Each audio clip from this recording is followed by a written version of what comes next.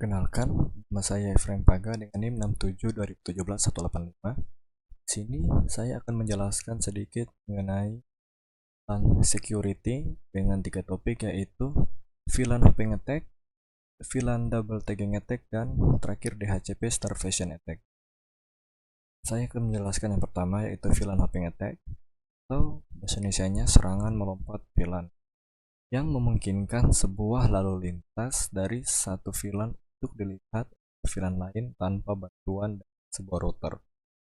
Dalam serangan melompat VLAN dasar, aktor ancaman mengkonfigurasi host untuk bertindak seperti saklar atau tombol port fitur trunking otomatis yang diaktifkan secara default pada sebagian besar switch. Yang kedua, VLAN double tagging attack. Faktor ancaman adalah situasi tertentu yang dapat menyebabkan tag 802.1q tersembunyi di dalam bingkai yang sudah memiliki tag 802.1q. Tag ini memungkinkan frame untuk masuk ke VLAN yang tidak dimiliki oleh tag 802.1q yang asli. Bagaimana cara menentukannya? Itu ada 3 langkah. Langkah pertama, aktor ancaman mengirimkan bingkai 800.1q bertanda ganda ke saklar header luar, dan header luar memiliki tag VLAN dari aktor ancaman yang sama dengan VLAN asli dari port terang tersebut. Langkah kedua, frame akan tiba pada switch pertama yang terlihat pada tag 802.1q pada 4 byte pertama. Switch itu melihat bahwa frame ditunjukkan untuk VLAN yang asli. Saklar akan meneruskan paket keluar semua port VLAN asli setelah menghapus tag VLAN.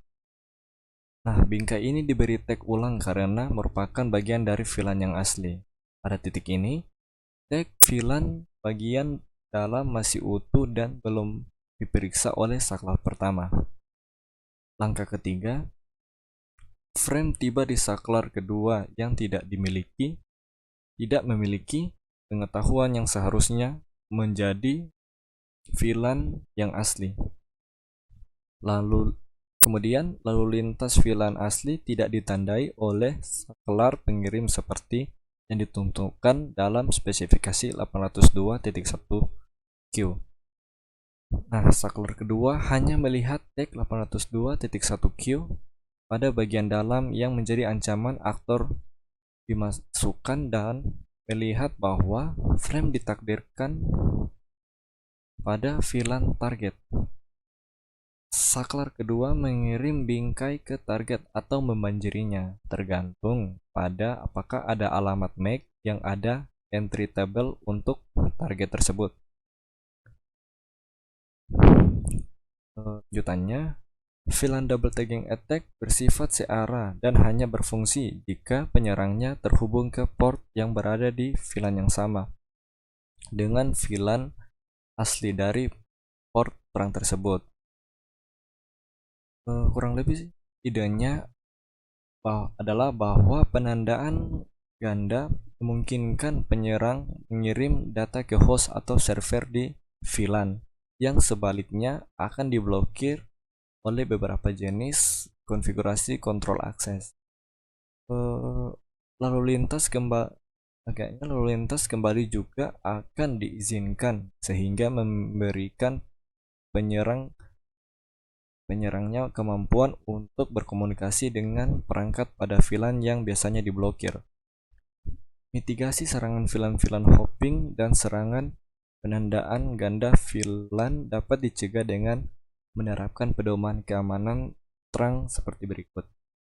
Seperti yang dibahas dalam modul sebelumnya, itu ada 3. Yang pertama, menonaktifkan trunking pada semua port akses. Yang kedua, menonaktifkan auto trunking pada link trunk sehingga trunk harus diaktifkan secara manual. Dan yang ketiga, pastikan bahwa VLAN asli hanya digunakan untuk link trunk tersebut.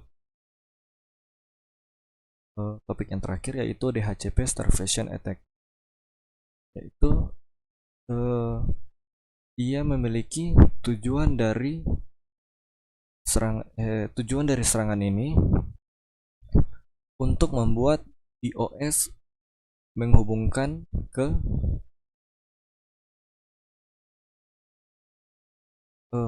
maaf, saya ulangi. Tujuan dari DHCP Starvation Attack yaitu untuk membuat DOS menghubungkan ke klien. Nah, serangan kelaparan DHCP atau DHCP Starvation Attack ini memerlukan alat seperti Gobbler. Nah, Gobbler mempunyai kemampuan untuk melihat seluruh cangkupan alamat IP yang dapat disewa dan mencoba untuk menyewakan semuanya. Secara khusus, ini membuat pesan penemuan DHCP dengan alamat MAC yang palsu. Itu saja, sekian dan terima kasih. Oke, nama saya Christopher Marwaung, NIM 672018-074. Saya di sini akan menjelaskan perihal DHCP spoofing attack, ARP spoofing attack, dan ARP positioning attack. Nah, DHCP spoofing attack ini terjadi ketika server DHCP jahat terhubung ke jaringan yang memberikan parameter konfigurasi IP palsu ke klien yang sah. Seorang hacker server dapat memberikan berbagai informasi yang menyesatkan, termasuk sebagai berikut. Di wrong gateway default, server jahat menyediakan gateway yang tidak valid atau alamat IP hostnya untuk membuat serangan man in the middle. Ini mungkin sama sekali tidak terdeteksi karena penyusup memotong aliran data melalui jaringan. Lalu ada server DNS. Wrong server DNS. Server jahat ini memberikan alamat server DNS yang salah dengan mengarahkan pengguna ke situs web jahat. Lalu ada di alamat IP yang salah. Di sini server jahat memberikan alamat IP yang tidak valid, secara efektif membuat serangan DOS pada klien DHCP. Nah, sebenarnya DHCP spoofing attack itu adalah turunan dari ketika kita sudah melakukan DHCP starvation attack. Nah, setelah serangan DHCP starvation dan pengaturan server DHCP rogue multiple DHCP, attacker dapat mulai mendistribusikan IP address dan pengaturan konfigurasi TCP atau IP lainnya ke klien DHCP jaringan. Pengaturan konfigurasi TCP atau IP termasuk default gateway dan alamat IP DNS server. Attacker jaringan sekarang dapat mengganti alamat IP gateway default asli dan alamat IP server DNS dengan alamat IP mereka sendiri. Setelah IP address gateway default device diubah, klien jaringan mulai mengirimkan lalu lintas yang ditunjukkan ke jaringan luar ke komputer attacker. Attacker sekarang dapat menangkap data user yang sensitif, menjalankan serangan man in the middle. Ini disebut dengan serangan DHCP spoofing. Attacker juga dapat melakukan DNS server jahat dan merubah traffic klien ke situs web palsu dan menjalankan serangan phishing. Lalu selanjutnya ada ARP spoofing attack. Nah, ARP sendiri atau Address Resolution Protocol adalah protokol yang digunakan untuk menerjemah alamat IP menjadi alamat MAC pada local area network. Sebuah host akan mengirimkan ARP request secara broadcast untuk mendapatkan alamat MAC host tujuan ketika host menerima alamat ARP request yang ditujukan kepadanya. Penerima akan mengirimkan paket ARP reply secara unicast kepada host pengirim. Protokol ARP merupakan protokol yang bersifat stateless yang menyebabkan protokol ARP memiliki celah keamanan. Celah keamanan tersebut dapat menyebabkan serangan ARP spoofing. Nah, serangan ARP spoofing sendiri adalah serangan yang mengirimkan paket ARP palsu atau paket ARP yang sudah dimodifikasi untuk meracuni ARP cache table korban. ARP spoofing merupakan konsep dari serangan penyadapan terhadap dua mesin yang sedang berkomunikasi atau yang disebut dengan man in the middle attack. Sebuah aplikasi alat bantu untuk menganalisa paket dari protokol yang dipergunakan adalah contohnya disebut Wireshark. Serangan ARP spoofing merupakan serangan yang berbahaya karena dapat mendukung terjadinya serangan komputer lainnya seperti DOS atau denial of service, man in the middle attack, host impersonating, dan lain-lain. Nah, lalu ada ARP positioning. Nah, dengan ARP positioning ini kita dapat memanipulasi lalu lintas dari data klien target agar semua paket-paket dari data klien melalui komputer kita terlebih dahulu. Mengapa proses ini bisa terjadi? Proses ini dapat terjadi karena komputer Anda akan memberitahu kepada klien target bahwa MAC address komputer atau hardware Anda adalah MAC dari komputer server atau gateway. Kemudian komputer Anda akan memberitahu kepada komputer server bahwa MAC address dari target adalah MAC address dari komputer Anda sendiri. Serangan semacam ini disebut dengan man in the middle atau MITM. Dengan tipe serangan semacam ini, penyerang dapat menyadap semua paket yang dikirim oleh klien target ke server. Man in the middle ini dapat digunakan untuk mencuri akun, username, dan password dari klien target atau komputer target.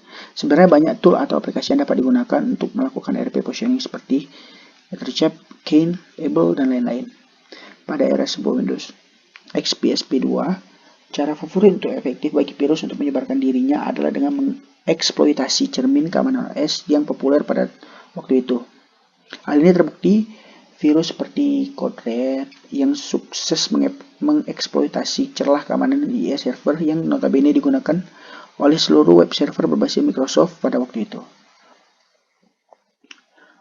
Sekian dari penjelasan saya tentang DHCP spoofing attack, ARP spoofing attack, dan ARP positioning attack. Saya Christian, VMware Paung 567 2018. Terima kasih. Perkenalkan, nama saya Christian Immanuel Lendo dengan NIM 672188409. Di sini mendapatkan bagian untuk menjelaskan mengenai STP attack dan CDP reconnaissance. Yang pertama, STP attack. Jadi STP attack itu merupakan spanning tree protocol attack atau penyerangan pada spanning tree protocol, di mana para penyerang jaringan dapat memanipulasi STP yang ada untuk memalsukan root bridge dan mengubah topologi jaringan yang ada. Attackers can then capture all the traffic for immediate switch domain. Para penyerang jaringan tersebut dapat menangkap capture semua traffic yang ada pada switch domain yang ada. Selanjutnya, to conduct an STP multiple attack, the attacking host broadcast STP bridge protocol data units atau BPDU containing configuration and topology changes that will force spanning tree to recalculation.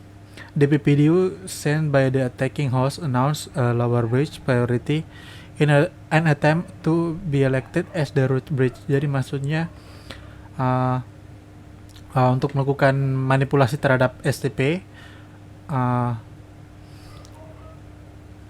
host yang diserang menyiarkan jembatan STP-nya atau ber-STP-nya melalui BPDU yang berisi perubahan konfigurasi dan topologi yang akan memaksa perhitungan ulang terhadap STP tersebut.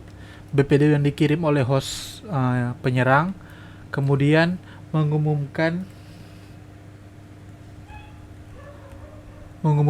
prioritas bridge yang lebih rendah dalam upaya untuk dipilih sebagai root bridge. This STP attack bisa dicegah. This STP attack can be mitigated by implementing BPDU guard on all access port. BPDU guard is discussed in detail later in the course. Jadi STP attack ini bisa dicegah dengan mengimplementasikan BPDU atau Bridge Protocol Data Units kepada semua router, kepada semua port yang ada di semua akses. Demikian untuk STP. Selanjutnya untuk CDP Reconnaissance. The Cisco Discovery Protocol is a proprietary layer 2 link discovery protocol. Maksudnya CDP ini adalah protokol yang ada pada layer 2 yang ada di dalam jaringan. It is enabled on all Cisco devices by default. Protokol CDP ini sudah ada di dalam seluruh device yang ada di Cisco secara default. Network administrators also use CDP to help configure and troubleshoot network device. Admin jaringan juga menggunakan CDP untuk membantu konfigurasi dan pemecahan masalah atau troubleshoot dalam perangkat jaringan. CDP information is sent out CDP enabled ports in periodic unencrypted unauthenticated broadcast. Jadi informasi dari CDP ini dikirim ke port untuk mendukung CDP siaran CDP yang tidak terenkripsi, tidak diautentifikasi. Nah, informasi CDP termasuk alamat IP perangkat, versi lunak dari iOS-nya, platform, dan capabilities dan native VLAN itu disimpan. The device receiving the CDP message updates its CDP database. Perangkat yang menerima pesan dari CDP itu mengupdate database CDP-nya. Untuk mencegah to mitigate the exploitation of CDP, limit the use of CDP on device or ports. For example, disable the CDP on edge ports that connect to untrusted devices. Untuk mencegah adanya eksploitasi pada CDP, batasi penggunaan dari CDP pada perangkat atau pada port jaringan. Sebagai contoh, matikan CDP yang ada di ujung port yang terkoneksi langsung kepada perangkat yang tidak terpercaya atau untrusted. Selanjutnya, to disable CDP globally on device, use the no CDP run global configuration mode command. To enable CDP globally, use the CDP. Ini merupakan komen atau perintah untuk mematikan dan menyalakan CDP yang ada pada device. Ini untuk mematikan CDP di port menggunakan command no CDP enable interface configuration command. Untuk menyalakannya, use the CDP enable interface configuration command. Jadi hal yang harus diperhatikan di sini ketika untuk pencegahan adanya attack kepada CDP, lebih baiknya kita mematikan CDP port yang ada yang paling ujung yang mungkin terkoneksi langsung dengan perangkat yang tidak terpercaya atau tidak dikenal. Note, link layer discovery protocol atau LLDP is also vulnerable to reconnaissance attacks. Configure no LLDP run to disable LLDP globally. Nah, ini merupakan jadi LLDP ini juga berkemungkinan untuk adanya attack reconnaissance ini. Ini merupakan konfigurasinya jika ingin mematikan dan